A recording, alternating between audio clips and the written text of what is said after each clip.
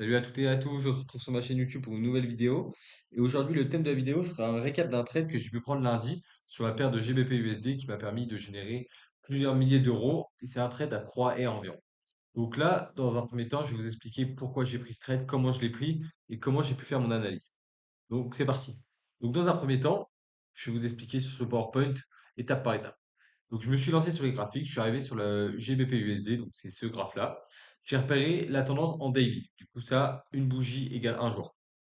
Donc là, j'ai repéré qu'on avait un low, un high, un low, un high, un low et un high en construction. Donc déjà, je sais que la tendance en daily, elle est haussière. Qu'est-ce que je cherche donc? Je cherche donc des achats. Donc voilà, jusqu'à là, pas de souci, je cherche des achats en daily. Je regarde si j'ai des zones de déséquilibre à bien combler.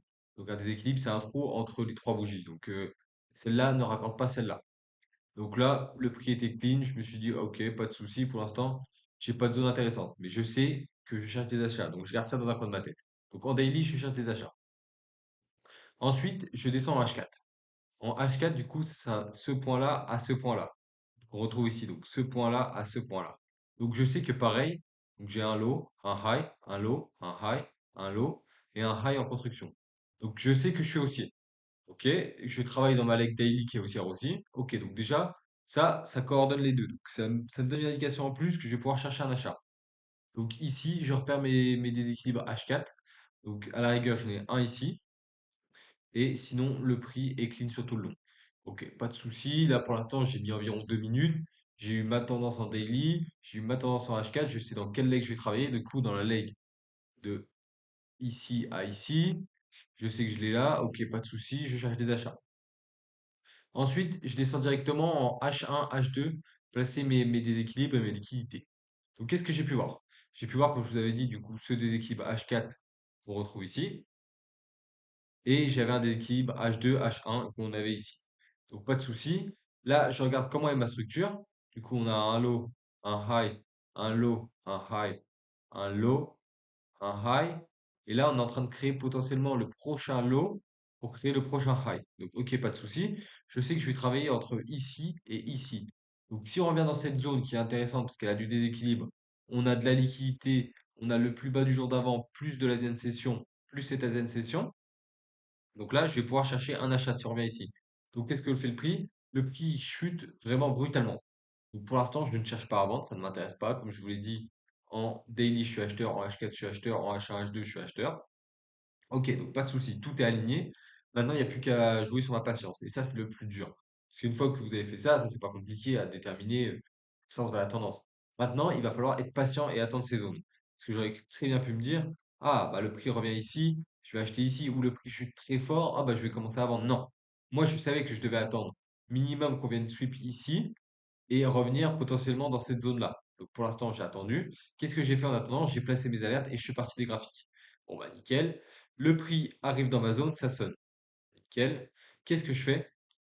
Je descends en M15, M5, chercher ma confirmation.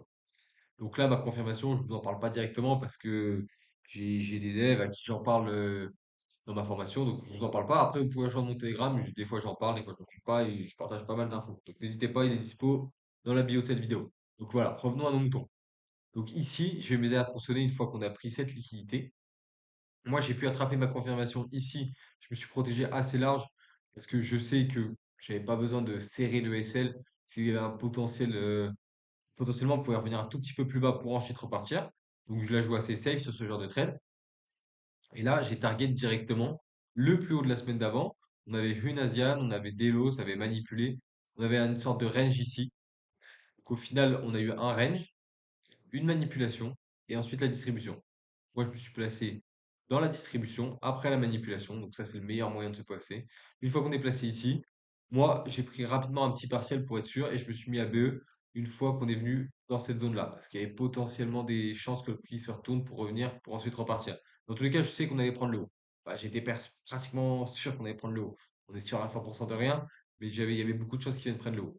Donc moi, je me suis mis à BE une fois qu'on a tapé ici. J'ai pris un petit partiel ici. J'ai pris un deuxième partiel ici et j'ai clôturé la totalité de ma position bah, ATP quand il va toucher ici. Donc, ce trade, il fait environ 3,1 R. J'ai pu générer un peu plus de 2% sur mon compte, donc ce qui est très intéressant. pour un lundi, surtout je venais de commencer la semaine, ça faisait environ une semaine que j'avais pas tradé. Je reviens sur les marchés, je génère directement 2000 euros, donc 2000 dollars. Donc ça, c'est vraiment très intéressant. Donc pour ce qui est du management, je vous en ai parlé. Donc j'ai mis ABE quand je suis arrivé ici, potentiel retournement. J'ai pris un partiel assez rapide parce que mon entrée me disait qu'il pouvait revenir un peu plus bas, donc je préférais prendre un partiel pour être sûr de prendre des gains. Et j'ai pris un deuxième partiel ici parce qu'on avait pris la deuxième session, donc il y avait des chances qu'on retrace pour ensuite repartir. Donc je me suis dit, si je me fais BE et qu'ensuite il repart, ça serait dommage. Et ensuite, bah, j'ai laissé tourner le reliquat qui restait jusqu'au TV. Donc voilà, ça c'est un trade vraiment très intéressant. Il y a tout. Il y a tout. On est dans la tendance daily, on a la tendance H4, on a les liquidités plus la tendance H1, H2, on a notre confirmation M15, M5. Donc vous voyez, c'est pas compliqué. Le trade là, je vous l'ai expliqué, on va dire en 5 minutes, je vous l'ai expliqué, l'analyse a été faite, ça n'a pas posé de problème. Le plus important, bah, c'est la patience, c'est la psychologie, c'est ça le plus dur en fait. Ensuite, le trade, on laisse le prix dérouler. Il m'aurait SL, pas de souci, j'aurais accepté le SL, ça ne me dérange pas. Donc là, maintenant, je vais vous parler d'une confirmation supplémentaire que j'ai pu avoir sur ce trade. J'étais directement sur le DXY qui est l'indice du dollar. Donc j'ai eu, donc on a le dollar ici. Donc j'ai été sur l'indice du dollar et j'ai vu que le dollar devait chuter. C'était à ce moment-là. Ici, j'ai vu qu'il avait pris des liquidités, il restait sur une belle zone et on avait les liquidités à prendre en bas. Donc ok, pas de souci, et surtout qu'on était baissier.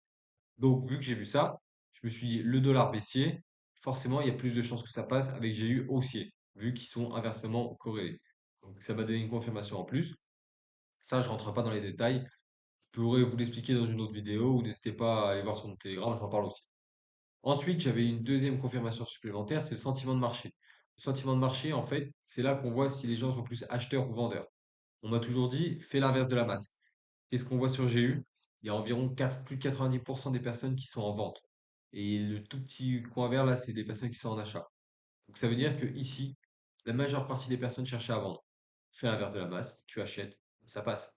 Dans tous les cas, il faut faire attention à ça. Moi, je le regarde assez de temps en temps quand même pour voir comment font les gens, comment ils ressentent le marché, est-ce qu'ils sont en achat, est-ce qu'ils sont en vente. Et souvent, quand tu fais l'inverse de la masse, ça passe régulièrement.